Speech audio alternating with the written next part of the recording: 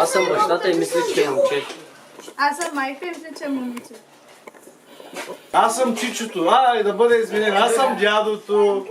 Знам какво ще няма да кажа. Аз съм бабата, знам какво ще е, но няма да кажа. Тайна. Ай, накрая ще видим кой. Радиото, благодаря ви, скъпи приятели, че дойдохте на това мило тържество. Това е детско парти. Ние не знаем и аз наистина не знам плода какво е на нашето момиче. Затова, че аз съм кандидат за момче. Видите ли?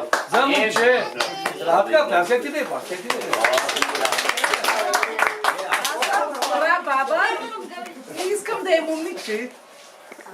Може да е момче. Ами, не знам, ти може да кажа момче. Мисля, че ще е момиче.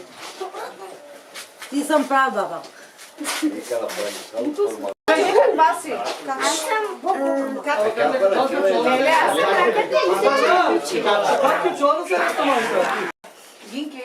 Братовци, най-вече да са благословени, Бог да ги варди, да ги пази и се надявам да е момче. Това мило семейство да бъдат живи и здрави, Господ да ги благослови. Аз се радвам фамилията да продължава с момче.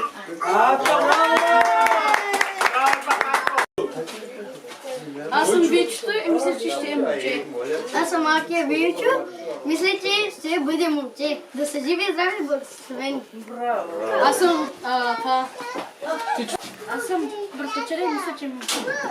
Аз съм Лелята и мисля, че е момиче. Еми, аз мисля, че ще е момче и да видим накрая какво ще е. Аз съм дядото.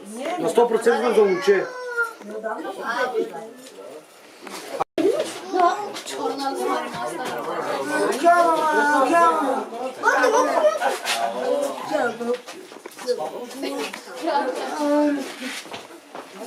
Си тук и хубаво и да е момче, наистина момче.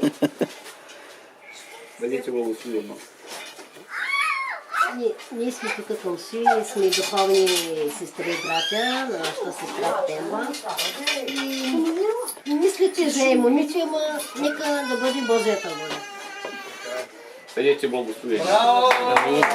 Първо, искам младите да се живи и здрави. И родбата не е проблем. Дали же е момиче, дали же е момче. Защото има някой и деца няма, пък родбата има.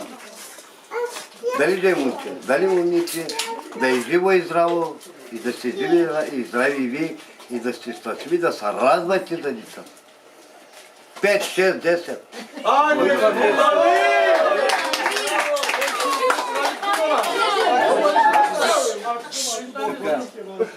Добре си. Аз съм прадядото на нашата Генка, да е жива и здрава. Също и зете да е жив и здрав. Аз гласувам за момче. Да сте живи и здрави. Благословени от Господа. Живи и здрави.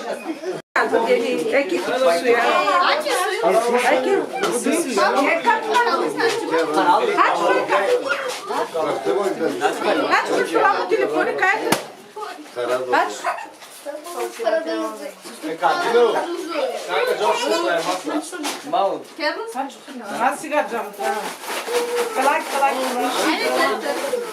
Masiga.